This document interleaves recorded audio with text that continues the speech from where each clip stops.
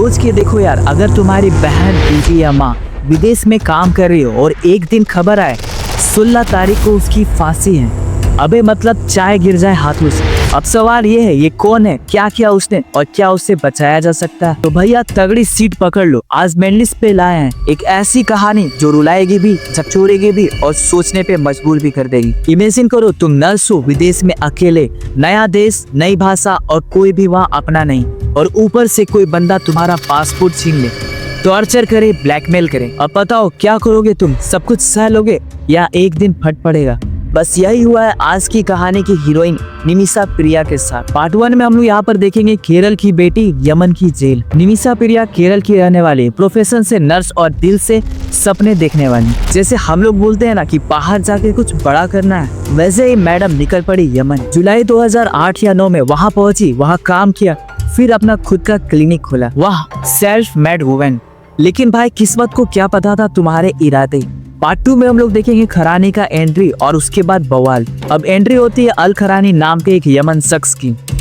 उसने निमिषा की हेल्प की, क्लिनिक चलाने में साथ दिया, लेकिन भाई ये हेल्प थोड़ी ज्यादा ही पर्सनल हो गई। रिपोर्ट्स के मुताबिक खरानी जबरदस्ती करने लगा, पासपोर्ट जब्त कर लिया जिससे वो भाग ना सके। भाई जब पासपोर्ट गया तो समझो सब कुछ गया। पार्ट 3 में हम लोग देखेंगे इंजेक्शन और एक लाश। 2017 में चीजें हाथ से निकलने लगी। रिपोर्ट्स कहती है कि निमिषा ने खरानी को स्लीपिंग इंजेक्शन दिया ताकि वो भाग सके, लेकिन ओवरडोज हो गया जिससे वो मर गया। अब ये मर्डर था या फिर एक्सीडेंट, यही है आज का सबसे बड़ा सवाल।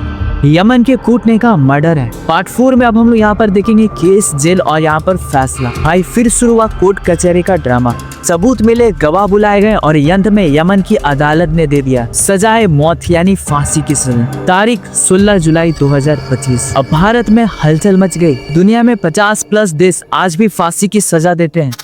यमन जहां महिला वैसे भी कमजोर स्थिति में होती है, वहां इंसाफ मिलना मुश्किल है। पार्ट 5 में हम लोग यहाँ देखेंगे रास्ता, माफी या फिर मौत।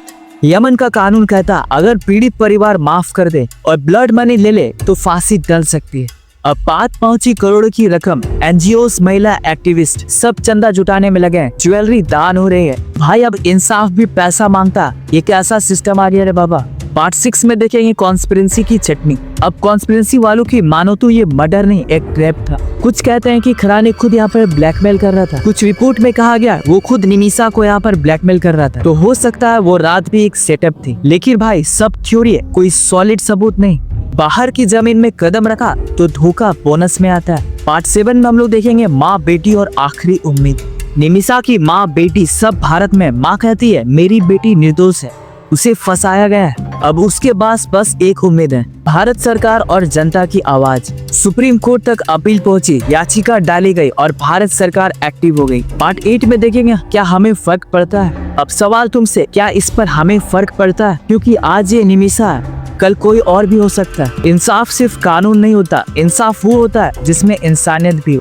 हर गलती की सजा मौत नहीं होनी चाहिए, वरना इंसानियत भी फांसी पर लटक जाएगी। तो दोस्तों अब तुम खुद बताओ, कमेंट करो और बताओ क्या निमिषा को माफी मिलनी चाहिए? क्या हमारी सरकार को कुछ और करना चाहिए? और मेनलिस्ट को सब्सक्राइब करो वरना अगली कहानी मिस कर दोगे। लाइक मारो वरना खराने आ जाएगा आपके सपनों में। और हाँ, इस वीडियो को शेयर जरूर करना, क्योंकि ये कहानी सिर्फ एक नर्स की नहीं, हर उस लड़की की है जो बाहर जाकर के कुछ बड़ा करना चाहती। मैं हूँ मेनलिस्ट और अगली कहानी ऐसी होगी जो सिर में हलचल मचा देगी। तब तक अपना पासपोर्ट संभाल के रखो और सपना देखो, लेकिन आंखें खुली रखो। वैसे गाइस, आपको ये वीडियो कैसा लगा कमेंट में रिप्लाई करके जरूर बताएं। मिलते हैं नेक्स्ट किसी वीडियोस में, तब तक के लिए जय हिंद, जय भारत।